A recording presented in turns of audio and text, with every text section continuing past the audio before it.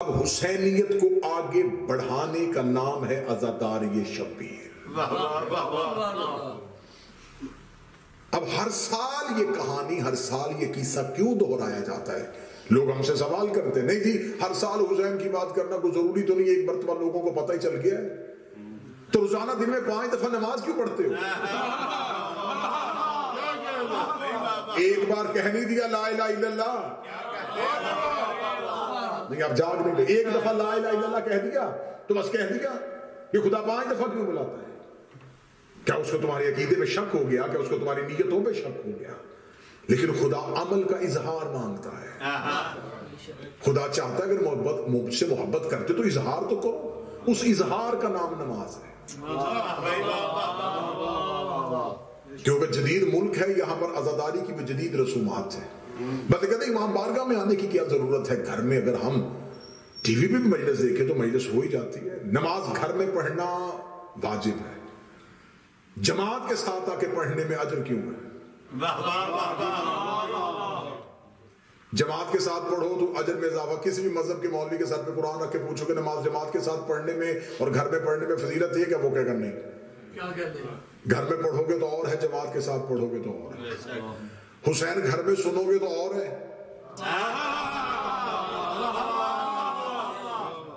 بارگاہ آگے سنو گے تو اور۔ اگلا جملہ کہہ دوں آپ کو جگانے کے لیے،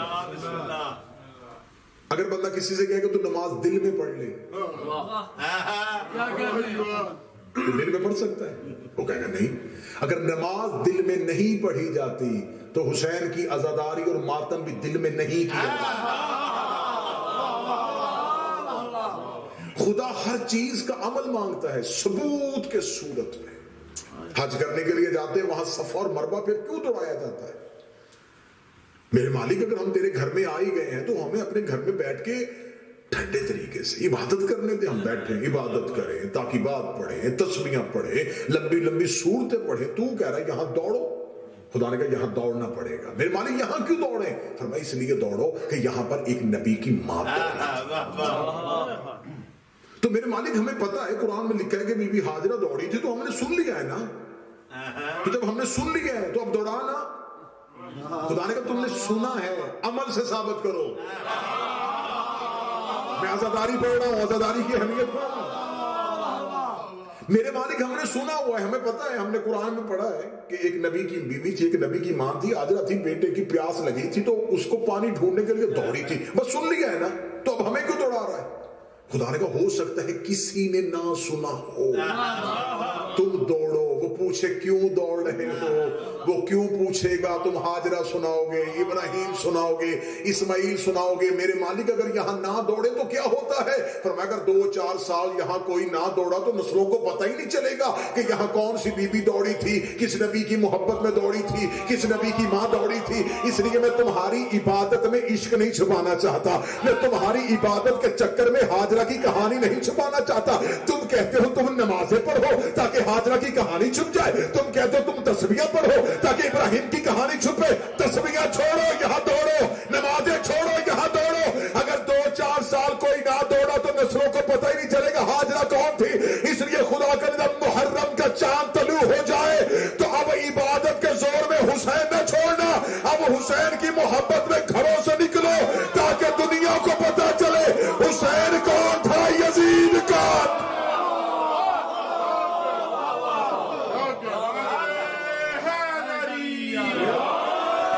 جیسے خدا عبادت میں، اگر آج کہیں گے میرے مالک ہم عبادت کریں گے، خدا کہتا مجھے عبادت نہیں، مجھے عشق مکمل چاہیے۔ خدا واقعات کو زندہ رکھتا ہے، خدا واقعات کو زندہ رکھتا ہے تاکہ عشق کی کہانی چھپنے نہ پائے۔ پورے کا پورا مذہب اسلام اظہار مانگتا ہے۔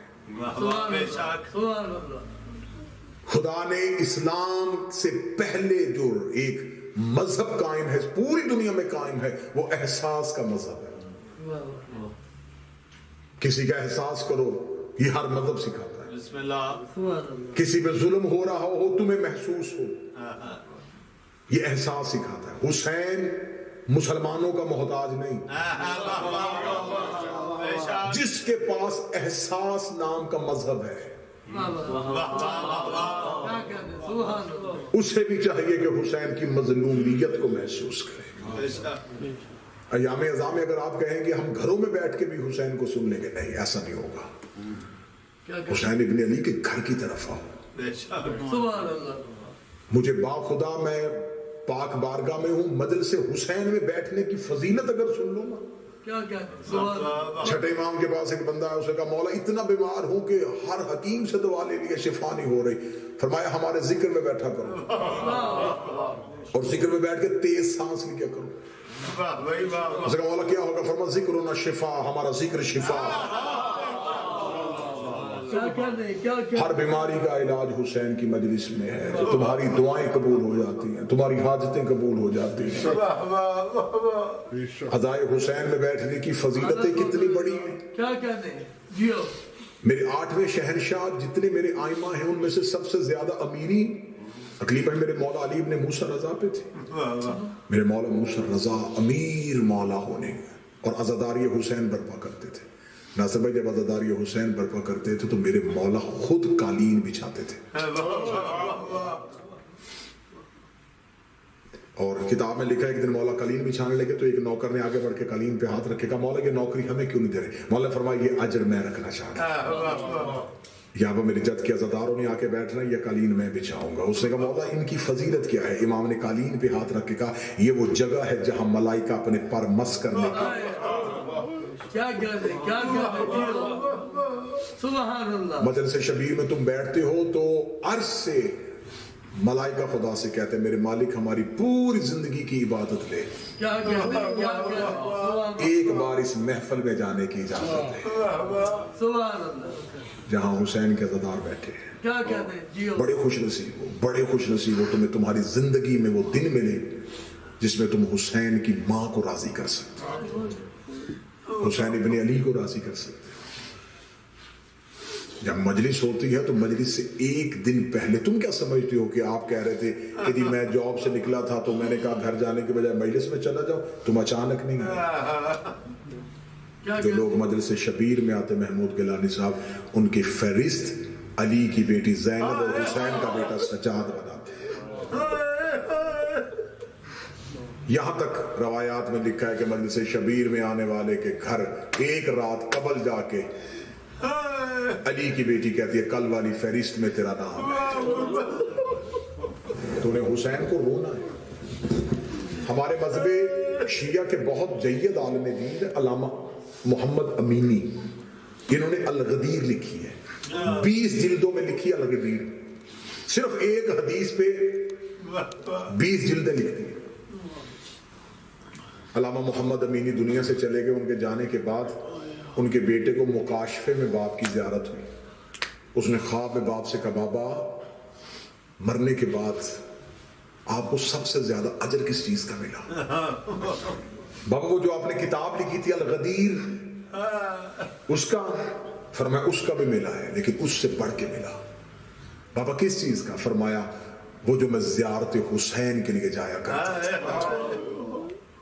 اس کا اجر میری ہر محنت سے زیادہ ملا۔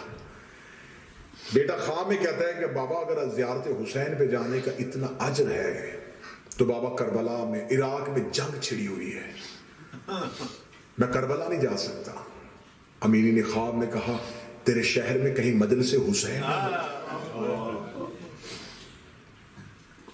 جتنے زائر بیٹھے ہیں یا جو زیارت سے واقف ہیں وہ اس چیز سے واقف ہیں کہ مولا حسین کے حرم میں ہر جگہ پہ دعا قبولیت ہوتی ہے، لیکن جو قبائے حسین ہے نا گنبد حسین کے نیچے کہتے جو دعا مانگی جائے وہ قبول ہوتی ہے۔ معصوم فرماتے مجلس حسین کی حیثیت قبائے حسین کی،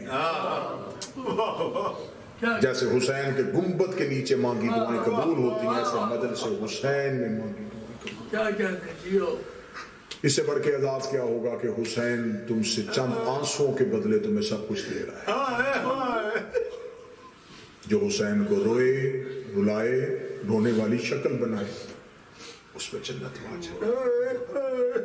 ایک آنسو کے عوض ملتا ہے گھر فردوس کا، کس قدر شبیر نے جنت کو سستا کر دیا۔ میں بڑی جلدی سے لفظ کہنے لگا ہوں، ہر نبی نے جنت خریدی سستی، بیچی مہنگی۔ خدا نے نبیوں کو جنت کا مالک بنایا، نبیوں نے کہا ٹھیک ہے ہم جنت لے کے دیں گے، اپنی امت سے کہا اتنے مہینے کی نمازیں، اتنے سال کی 50 نمازیں، 6 ماہ کے روزے، یہ کرو گے پھر دوں گا، یہ کرو پھر لے کے دوں گا۔ ہر نبی نے خریدی سستی، بیچی مہنگی۔ حسین نے خریدی مہنگی،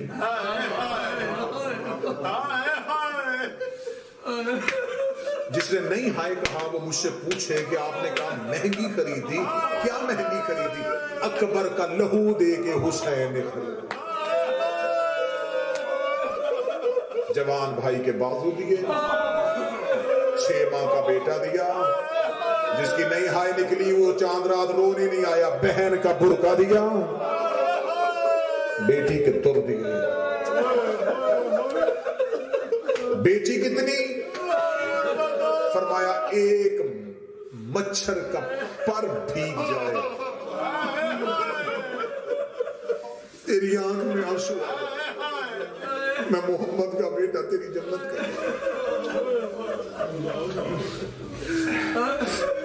ابھی مجلس تمام ہوگی، ماتمداری ہوگی، محرم کا چاند آسمان پہ نہ بھی نظر آئے، اس نیت سے وہ آسمان کی طرف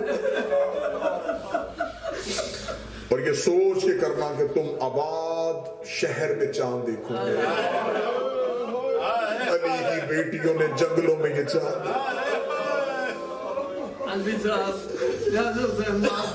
ایک دم اللہ کو حسین جنت کتنی کی مہنگی خرید کے حسین اکبر کا جگر دیا تھا، قاسم کے ٹکڑے دیے تھے، اصغر کی لاش دی تھی، سیدوں سے معافی مانگ کے، زینب جیسی بہن کا برقع دے کے۔ آج اتنا رو لینا کہ پہلے پرسے میں حسین کی ماں تم پہ راضی ہو، جو اونچی آواز میں رو رہے ہو علی کی بیٹیاں تمہیں کسی غم میں نہ رلائیں۔ بالکل کربلا کے قریب پہنچ گیا تھا یہ قافلہ، 2 محرم کو اترا ہے محمد کا بیٹا کربلا کے جنگل میں، یکم محرم کا چاند طلوع ہوا، علی کی بیٹی غازریہ اور نینوا کے ریڑھ کے ٹیلوں کے درمیان تھی، بی بی رو کے کہتی اماں فضہ ذرا غازی کو میرے محمل کے قریب بلا۔ عباس کا گھوڑا چلتا چلتا عالیہ کے محمل کے قریب آیا، بی بی رو کے کہتی عباس میرا حسین کہاں ہے؟ فرمایا بی بی میرے کارواں کی حیثیت سے قافلے کی آگے ہے۔ زینب رو کے کہتی ایک بار جا کے حسین سے پوچھ یہ کون سا چاند طلوع ہوا ہے؟ جب سے محرم کا چاند طلوع ہے میرے سر سے چادر بار بار اتر رہی ہے، عباس دعا کر تیری بہن کی چادر بچ۔ عباس حسین سے پوچھئے کہیں منزل قریب تو نہیں آ گئی؟ میں ہر سال محرم کے چاند میں ایک مضمون پڑھا کرتا ہوں، اس سال پھر پڑھوں۔ ایک مومن مولا سے محبت کرنے والا ہر سال اپنے گھر میں مولا حسین کی مجلس کرواتا، ہر سال محرم کا چاند طلوع ہوتا اس کے گھر میں مجلس شبیر، نوحہ خان آ جاتے، ماتمی آ جاتے، عزادار آ جاتے۔ ایک سال ایسا ہوا کہ وہ اتنا مقروض ہو گیا کہ اس کے گھر کے برتن بھی بک گئے، خرچ کرنے کے لیے کچھ بھی نہیں تھا، اور محرم کا چاند طلوع، چھت پہ گیا محرم کے چاند کو دیکھ کے رو کے کہنے لگا کاش میری زندگی میں طلوع نہ ہو، تو ہر سال طلوع ہوتا میرے گھر میں حسین کی مجلس، غریب کے نوحے، میرے گھر میں کچھ بھی نہیں سوائے اندھیرے۔ اب یہ بات کر رہا تھا یا اس کے کاندھے میں اس کی زوجہ کا ہاتھ آیا، دیکھے کہتے ہیں جھوٹ نہ بول، مشکل ہو تو قیمتی چیز۔ پلٹ کے پیچھے دیکھا، بیوی سے دیکھے کہنے لگا ضرور عورتوں کو زیور پیارے ہوتے ہیں، تو نے وہ زیور بچا کے تو نہیں رکھا ہوا؟ کہنے لگی نہیں زیور نہیں ہے، کچھ اور قیمت۔ کہنے لگا کون سی چیز ہے؟ کہتی چھت سے نیچے آ، کمرے کے اندر لے کے گئی، وہاں لے کے گئی جہاں 2 بیٹے سوئے ہوئے، मुहर्रम की चांद रात का मजमून पढ़ने लगा हूं पूरी रात रोने के लिए। सिर्फ 2 बेटे थे, मदीने वाले सैयदों से मांगे हुए थे। जहां बेटे सो रहे थे दरमियान में जाके मां खड़ी हुई। शौहर देख के कहने लगा मैं समझा नहीं। अगला जुमला कहूं तुम्हारे रोने के लिए, रो के कहने लगी मेरे घर में इनसे कीमती कुछ तो क्या मतलब, मैं समझा नहीं। रो के कहती बर्दा फरोशों के बाजार जा, जहां गुलाम मिलते हैं वहां गुलाम बना के बेच, जो कीमत मिलेगी हुसैन की मजलिस करवाएंगे। देखो अज़ादारी फैली कैसे है। खुश नसीब हो अपने शहर के बारगाह में आके बैठ गए हो, हुसैन का जिक्र कैसे फैला है। देख के कहने लगा बेटे बेचू, कभी किसी ने बेटे भी बेचे। शौहर की आंखों में आंखें डाल कर सच बता लिए किससे थे। कहता मदीने वाले हुसैन से। कहती चांद किसका है, मदीने वाले हुसैन का। कहते जिससे लिए थे उसे दे दे।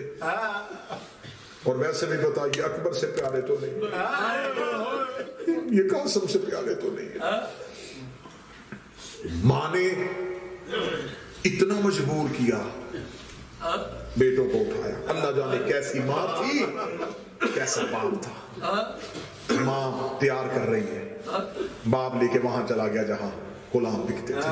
सुबह से लेके शाम तक आवाजें देता रहा, गुलाम ले लो, गुलाम ले लो, गुलाम ले लो। जब कोई गाहक मतवज्जे ना हुआ तो इसने जुमला तब्दील कर दिया, मेहनत ज्यादा करवा लेना, उजरत थोड़ी दे देना। गाहक फिर भी कोई नहीं। शाम करीब हुई, जमीन पे बैठा, मुंह बकिया की तरफ करके कहने लगा मोहम्मद की बेटी मेरा नसीब। बीबी मैं तो घर से बेटे भी लेके आया। अभी इसने नबी की बेटी को बुलाया था, ये घोड़ा सवार करीब आकर, घोड़ा सवार की आवाज आई, गुलाम बेचेगा?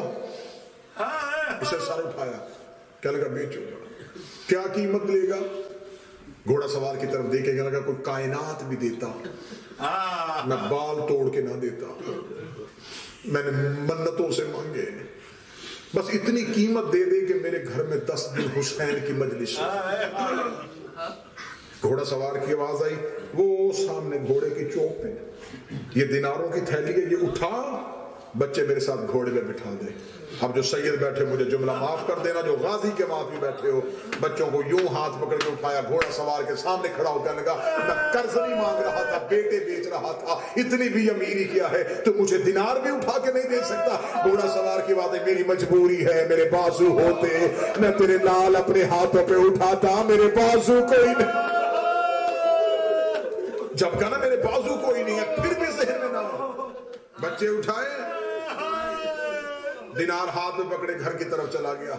जब दरवाजे पे गया, बीवी दरवाजे पे इंतजार कर रही थी, खाली याद बाप को आते हुए देखा, रो कर बिक गए, बिक गए, ये कीमत मिली है। क्या लगे अब रोना ना, अब 10 रातें सिर्फ हुसैन को रोना है, मेरे घर में मेरे बच्चों के रोने की सदा नहीं आनी चाहिए। मैं मोहम्मद की बेटी के सामने शर्मिंदा हो जाऊंगी। ये रातें अकबर को रोने की हैं, ये रातें असगर को रोने की हैं। अल्लाह जाने शियो कैसा बाप था, कैसी माँ थी। माँ घर आ गई, न्याज़ें बननी शुरू हो गई। शहर की जामे मस्जिद में ऐलान हो गया मेरे घर में गरीब की मजलिस है। मोमनीन आ गए, सब बिछ गई, हुसैन का नोहा पढ़ा गया, हुसैन का मातम हो गया। जब सब मोमनीन अपने अपने घरों को चले गए, माँ बच्चों के बिस्तर देख रही थी, बाप बेटों के लिबास देख रहा था। न पूरी रात माँ सोई, न सारी रात बाप सोया। रात आधी के करीब ढल गई, दरवाजे पे दस्तक हुई, माँ दरवाजे पे जाने लगी। दरवाजे पे जाके इसने दरवाजा खोला, एक काले बुर्के वाली बीवी दोनों बच्चों के हाथ पकड़ के खड़ी थी। दोनों अपने बेटों को देखा, चंद कदम पीछे हट के मां रो के कहती है बीबी इनसे कोई गलती हो गई, मुझे माफ कर दे, मैं कीमत वापस नहीं कर सकती, मैंने गरीब की मजलिस करवा दी है, अगर इनसे कोई गलती हो गई मैं मां हो के माफी करती हूँ। इतना जुमला कहना था, काले बुर्के वाली बीबी की आवाज आई, हम बेटे देते हैं बेटे लेते नहीं है। इतना जुमला कहना था, रो के कहती तू जो गलियों में बेटे दे रही है, तू कोई मदीने वाले मोहम्मद की बेटी है, फातिमा का नाम आना था। आवाज आई, दरवाजा खोल, मैं तेरे नबी की बेटी फातिमा हूं, मैं तेरे रसूल की बेटी, मैं तेरे रसूल की बेटी फातिमा हूं। तूने मेरी मोहब्बत में बेटे दिए, मैं रोती हुई तेरे दरवाजे पे आ गई। हम बेटे देते हैं, बेटे लेते नहीं हैं। हम बेटे देते हैं, हम बेटे लेते नहीं हैं। अब चांद रात की पहली मजलिस है, ये मैं हाथ बांध के माफी मांग के जुमला पढ़ने लगा हूं जिस मोहम्मद की बेटी ने मोमन से आगे कहा था ना, हम बेटे देते हैं, बेटे लेते नहीं हैं। वही बीबी फुरात के किनारे पे रो रो के कह रही थी, हाय मेरे मुस्लिम की जोड़ी, हाय मेरे ज़ैनब के बच्चे, हाय मेरे हुसैन का सगा।